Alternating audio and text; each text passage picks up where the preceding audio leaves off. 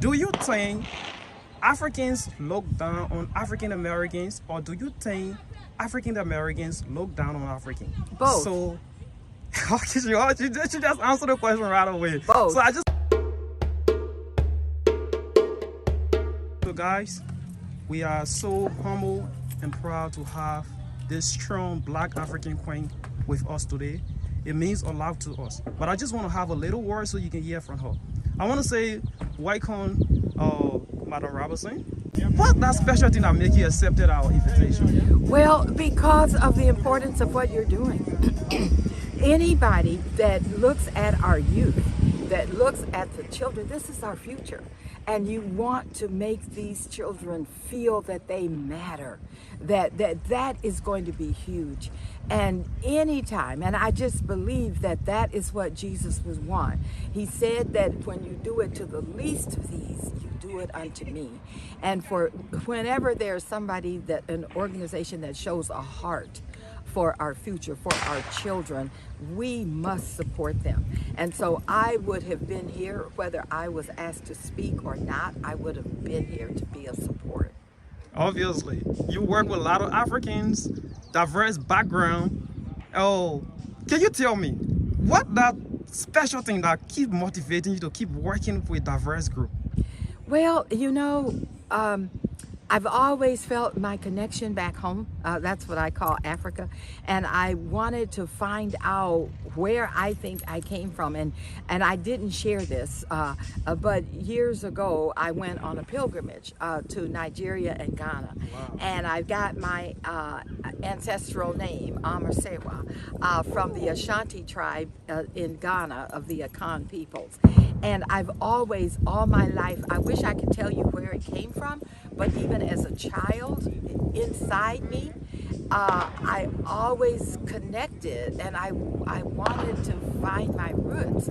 I know that I was born in America, but I know that I came from Africa. So I have an African home and I have an American home. And I feel I must get to know both. And so the Lord led me to be able to work with immigrants, and I'm just so happy because I feel that justice and everybody needs to be treated fairly. I know what it feels like to be discriminated against. I know what it feels like to feel left out. Nobody should have to do that. And I also know that my people that come here from Africa, I know they're not just their intelligence, but they have a heart. And this country is the better for it. And we've got so many people that are here that can help us build and be better people. And so, no, I just have to say, God gave it. I can't say I woke up one morning and said, oh, well, this is that. No, it's been dreams all my life. I wanted to know where I came from. I wanted to know my people. And whether we think so or not, those who are Black in this country, those who are Black everywhere, I don't care what country, we originated out of Africa. And we need to know our home. We need to know our people as well. It doesn't take away from the country we were born in, but we are family. We're related at some point. You heard that, guys. So just maybe one more question for Mistress Robertson. You work with a lot of Africans, like I previously asked you that question, but is it difficult working with Africans? Is it challenging, if I should say? Just tell me how you feel working with Africans, and so that others can know that. Yes, yeah. It is challenging because culture matters. Really, seriously, culture a lot of times will rule out anything. It'll rule out what the law says. It'll rule out what even the church says sometimes, what the pastor says, right? Yeah. Culture is important. And so when I don't know the culture and someone is acting according to their culture, yes, that can be challenging. But I have to take a step back and realized that as an African American, I grew up in a certain culture, in the black culture, that may be different from the majority culture here in this country. But my culture matters, and my culture is important. And so what it means is that I've learned a lot. Yes, it can be challenging. Absolutely. I can't take away from that. But I think that the positives outweigh whatever hiccups that we may have had. And I have to think that they were probably thinking that maybe I was difficult and it was challenging working with me as well. Because somebody told me from Liberia, actually, that, and I'll tell you what he said. He says, I don't care what the law says. I don't care what my employer says. I really don't care what the Bible says. He says, the bottom line is going to be my culture. And he wasn't saying he didn't believe in the Bible and didn't care. He wasn't saying that.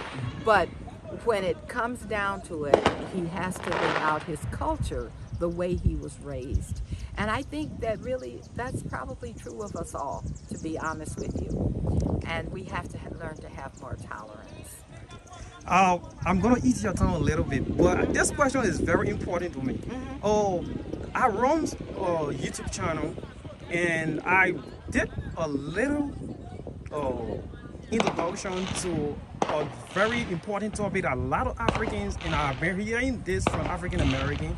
So I asked the question: do you think Africans look down on African Americans, or do you think African Americans look down on Africans? Both. So, you just answered the question right away. Both. So I just wanted to know your point of view on this Both. particular, because I had diverse, I Yes. have a lot of comments coming Both. from African Americans and Yes. Africans.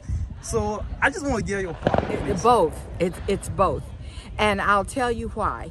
I didn't even realize it myself. I was talking with a pastor from the Congo, and we were talking, and he was saying to me that when they come here, that they were taught, don't go and deal with African Americans. They were taught, you don't want to go and live in their communities. And they were taught all the negative things. And let me tell you what he said. He said everything he ever learned in his country about African Americans was negative, that he never saw anything positive. This was as he was growing up as a child. The movies, the news, everything was negative. And then it hit me. Wait a minute. Everything I ever learned about Africa and Africans was negative. The only thing that they showed on TV was the huts, people in huts, and people with scanty clothes or half dressed, and people with spears, and people out in what we call the jungle and some people call the bush, and that it was the white man who took the Africans by the hand in their own country and led them to civilization. That's what we were taught too. And then it hit both of us at the same time. Each of us were taught all the negative about the other. So is it any reason why we should not think that we are brilliant? Is there any reason why we think that the other is either less than? Is there any reason why? Because we intentionally, each group was showed only the negative about the other group. So you grow up with that. And it hit both of us at the same time, that was by design, so that whoever wanted to conquer could conquer. In Africa, it's go in and steal the wealth of the land and support the people. And then here, it was to make sure that the country was built on the backs of slaves, and that discrimination and all of that stayed place, so that those in power could rule and could continue to rule. We hit the same realization. He's a Congolese pastor, I'm an African American pastor, and we both realized at the same time. And it had to be intentional.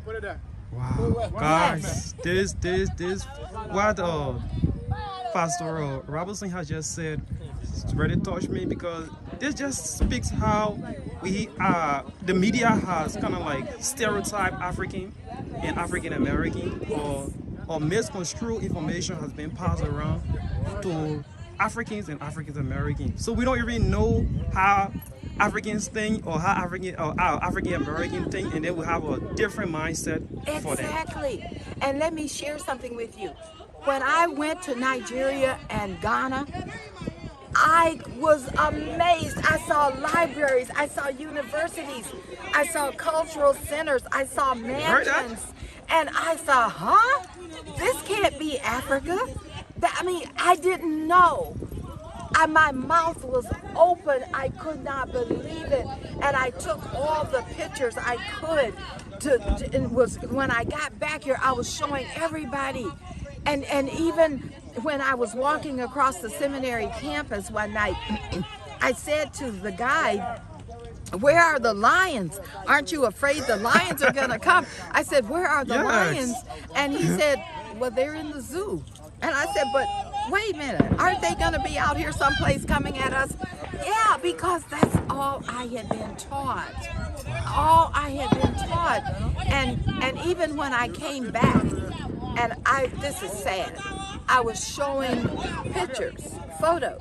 I had taken up a ton of photos, and I was presenting them to a group, and this group happened to be all white, and a lady raised her hand, and she said, "Pastor, where is the real Africa? We want to see the real Africa." And I said, "But this is the real Africa. This is the culture.